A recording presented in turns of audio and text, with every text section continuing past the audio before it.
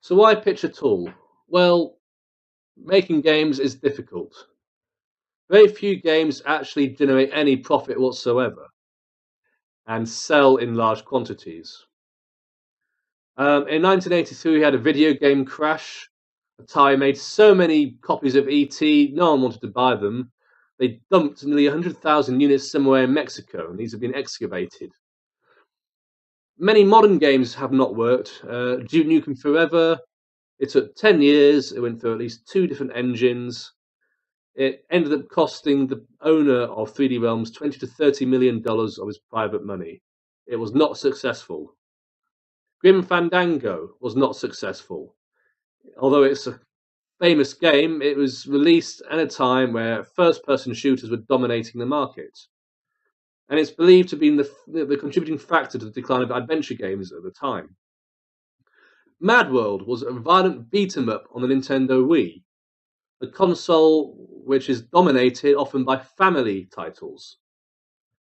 This made people so angry that they started protesting, and the game was not profitable. Games and companies fail for a number of reasons. The companies may not investigate the market, and they may underestimate the competition, like Grand Fandango.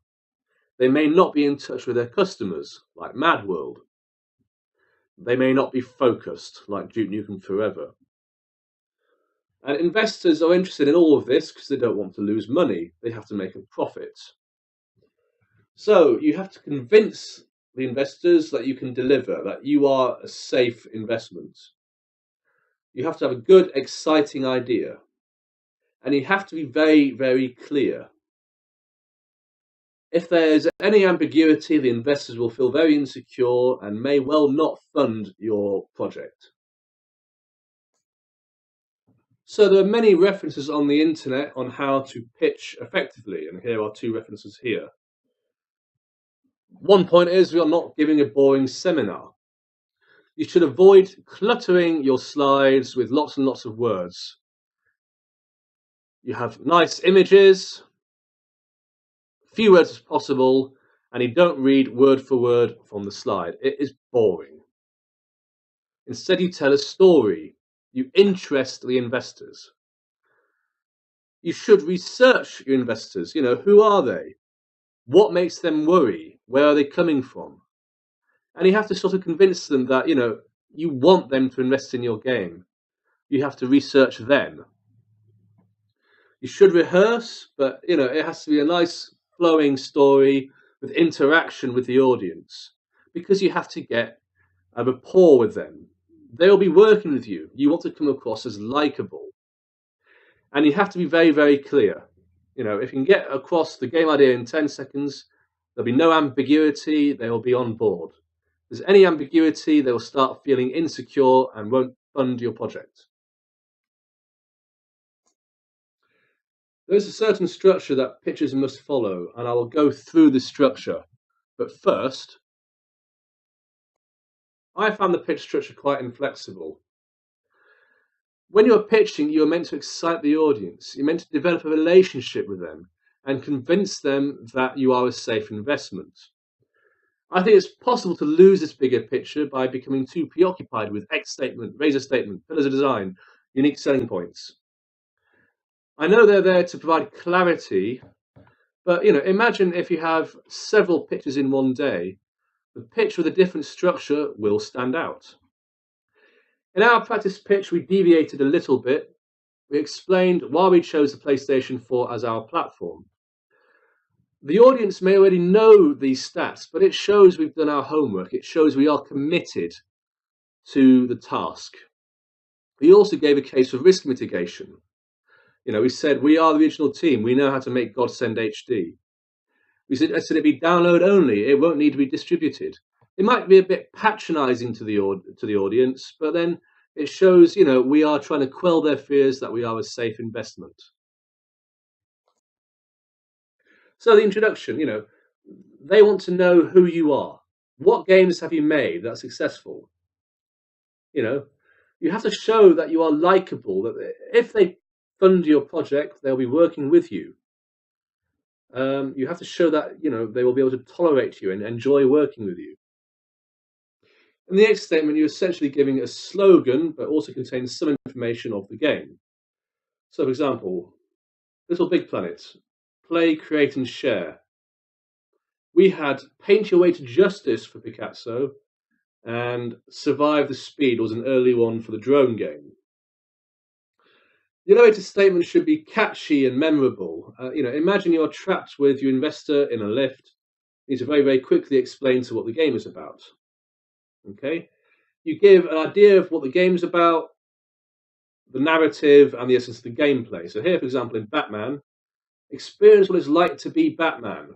Face up against your villains. Explore Arkham Asylum and roam freely on it. In the Razor, you are providing references of other games to help the investors understand what game you are making. So in Godsend, for example, we gave Blim, which is a 2D scroller, a 2D platform. Dust Force because it had a dash attack. And we gave Dexter's Laboratory for the art style. I think in hindsight we should have put a game for this. The investors could have seen the art style from concept art.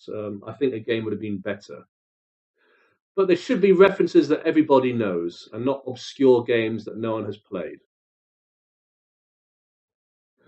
The pillars of design are taken from the gameplay, the interactivity, and the narrative of the game. They can also be taken from the X statement. So, for example, play, create, and share. Play alone with friends, create new levels, share new creations. You should have 3 to 6 of these. In fact, if you have more than 3, you can then have minor pillars of design. And they're meant to give what features are most central to the game. Batman here has got too many. No one is going to want to read all of these, so they could possibly have cut these down. For its pillars of design, Witcher 1 mentions it has a level editor, and I found that a strange thing because very few people will actually be interested in a level editor, I would have thought. Game modes. What are the different ways you can play the game? What will be on the menu? For example, in Witcher 2, we have the new campaign game and an arena mode. We gave an arena mode in Godsend HD. You're supposed to separate multiplayer from single player. I don't know why we had cutscenes as a game mode, though. That isn't a cutscene. That isn't a game mode. The mechanics, you should not concentrate on the narrative. Instead, you should say what the player can do and how the game is played. So for Godsend, we mentioned the dash attack and the enemy interactions. I think in hindsight, we should have gone a bit more into the puzzle system. In terms of interactivity in the game controls, you have to show how the game is played. Investors want to know this. If the game has got a bizarre control scheme that won't be fun, they will want to know that. So we had this nice animated way of explaining and demonstrating how the buttons worked in Godsend. You can also mention other things like, this has got microphone on it, touchpad, so on and so forth. Some games might not be so control-based, like Heavy Rain or Beyond Two Souls or Telltale games. So this will need to be explained in a different way. In terms of interactivity, you can go into small compulsion loops like collecting items, medium compulsion loops, transitioning between levels, and the sort of narrative, although you'll have done this already, I suppose. This is what we did for Picazzo. The narrative, where is the game set? Okay. Who are the characters? Who are the different character type? Protagonist, antagonist, boss? Is the narrative topical? In Module 3, we had drones, and that got people very interested because it's topical. In terms of competitive analysis, what other games are out there that could mean this project fails? These will be games that are released because unreleased games may not work. But sort of pre-release games like The Division, for example, could be mentioned if they have been played by people. When we did the pitch for Godsend, we concentrated on PlayStation 4 games, but other games on other platforms may also be competitive. In terms of the 60-second gameplay example, here is where you clear up any ambiguity of what the game is. You can show a video, you could actually you could show a mock-up as a storyboard, or you could actually play the game itself. Videos, for example, can be rehearsed to hide game flaws. I imagine not many games will be able to do this, however. So you then summarize and conclude. You go over unique selling points again and finish on the X statement. You bring the audience full circle.